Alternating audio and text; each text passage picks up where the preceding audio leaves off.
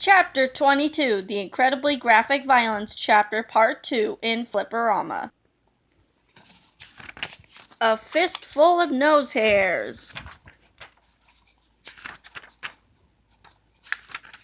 A sky-high kick in the eye. The tooth hurts.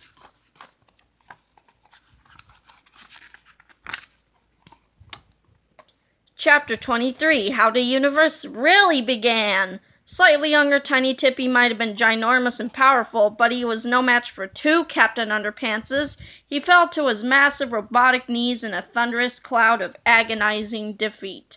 Boom!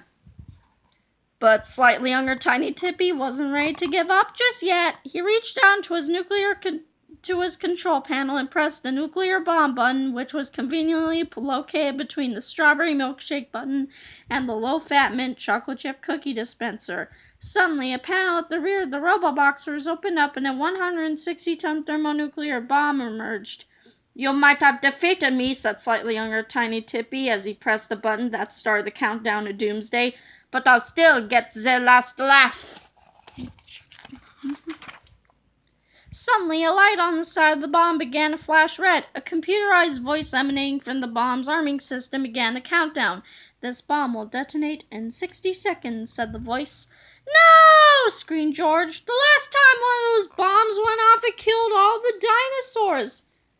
"But this bomb is way bigger than the last one," cried Harold. "This bomb could blow up the entire planet." "Correction," said slightly younger Tiny Tippy. "I just activated my gravitation levitator, which will give this bomb more destructive power than a supernova. This thing's gonna blow up our entire galaxy." "This bomb will detonate in 30 seconds, said the computerized voice. "We're doomed again!" screamed Harold. "Well," said George, "it was fun while it lasted. So long, old friend." "Bye," said Harold. As the two friends shook hands, a huge gust of wind almost blew them over. Swoosh! It was Crackers and Sulu. George and Harold's pets whooshed by them as they flew up to the opening of the radioactive Roboboxers and fluttered down to the command center inside. Sulu's bionic brain quickly figured out the complex control panel of the Tinkle time travelometer, and together the two animal friends began mashing down the buttons on the switchboard. "This bomb will detonate in 15 seconds, said the computerized voice as Crackers feverishly pecked at the controls. Finally, Sulu pushed down hard on the "Away we go" button, and the radioactive Roboboxers were enveloped in a gigantic ball of blue light. Suddenly, the radioactive Roboboxers and their three occupants were zapped back in time 13.7 billion years ago, back to a time before time existed, before anything existed. There was no Earth, no sun, no planets, no universe. There was nothing at all. Except for the computerized countdown on a 160-ton thermonuclear bomb. This bomb will detonate in 5, 4, 3, 2, 1. Chapter 24, to make a long story short, kabloosh! Chapter 25, the big kabloosh theory. The heat from the exploding supernova caused the universe to spring into existence and expand rapidly. As it expanded, it also began to cool, allowing its energy to be converted into lots of different subatomic particles.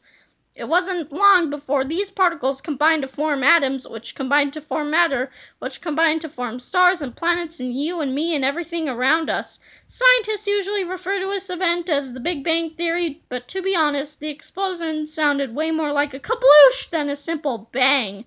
I guess you just had to be there. Chapter 26. What have you learned today? Remember at the beginning of this book when I told you you'd be smarter by page 210 than the world's brilliant scientists? Well, congratulations, you now know what killed the dinosaurs, who started the last ice age, and how our universe actually began. Unfortunately, this information is not something you can use for any practical benefits, so if you ever get tested on this stuff in school, please don't answer with the truth. I can guarantee you it will not go well. This is the unfortunate fate of super smart people like us. There is rarely a place where we can use our vast knowledge, so we must be content to simply roll our eyes at people, shake our heads patronizingly, and sing that inspiring old song, I'm smarter than you, nya nya nya nya nya. For your convenience, sheet music has been provided on the following page. The science quiz. When and how did the universe begin? When slightly younger tiny Tippy blew up a giant nuclear bomb 13.7 billion years ago. What caused this to happen? A pterodactyl and a bionic hamster. What is this theory called? The Big Kabloosh Theory. How did the dinosaurs become extinct? When Tippy Tinkle Trousers exploded in Mexico 65 million years ago. What caused the last major ice age? The Freezy Beam 4000 combined with the Goosey Gruff 4000. Who made the world's first cave drawings? George and Harold. I'm Smarter Than You, music and lyrics by Albert Einstein. And if you want, you can pause the video and just follow the lyrics that are on the screen. Simple like this. Chapter 27. Meanwhile, 30 years from now, where did they go? Cried George as he looked up into the sky where Tippy's radioactive robo-boxers had just stood. They disappeared, said Harold. They just vanished without trace. Captain Underpants and his beardy old twin flew down to George and Harold. What are we gonna do now? Asked old Captain Underpants. Why don't you go fly into that school and splash some water on your face, said Harold. Sure thing, boss, said old Captain Underpants. He flew straight to the nearest drinking fountain, and in no time at all, he returned to his crabby old self. Well, said George, what are we gonna do? We're stuck in the future without a time machine.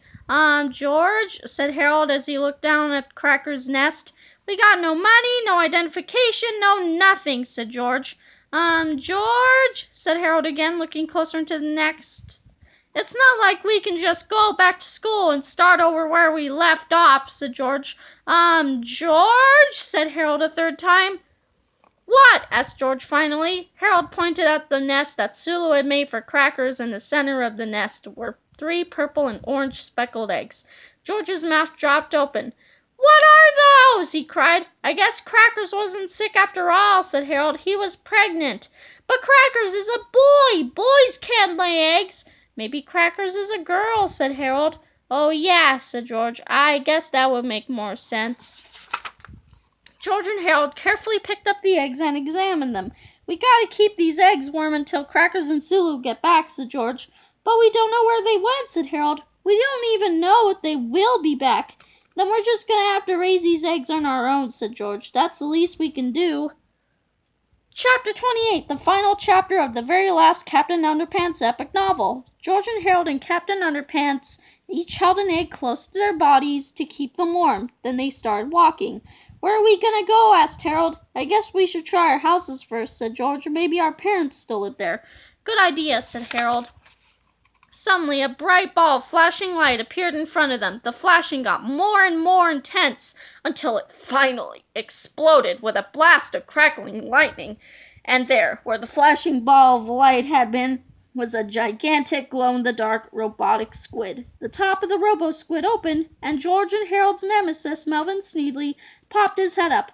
Greetings, said Melvin. I have come from the past to bring you guys back home. Hey, wait a minute, said George incredulously. How did you know where to find us? Let's just say an old friend led me to you, said Melvin. Okay, said George. Works for me, said Harold. You see, Melvin continued, when I designed Sulu's robotic endoskeleton, I installed a— Boring, said George, interrupting. Yeah, said Harold, we stopped listening like 10 seconds ago. Well, listen to this, Melvin shouted as he reached down and grabbed our heroes with his robo-squid arms. You 3 losers and your precious eggs are coming with me. Where are you taking us? Cried George. You'll see soon enough, Melvin laughed maniacally. You'll see soon enough. Suddenly, the gigantic glow-in-the-dark time-traveling super squid began to shake and sputter in a buzzing ball of electrified light. Oh no! Cried George. Here we go again! Cried Harold. And there's a promo for the next book.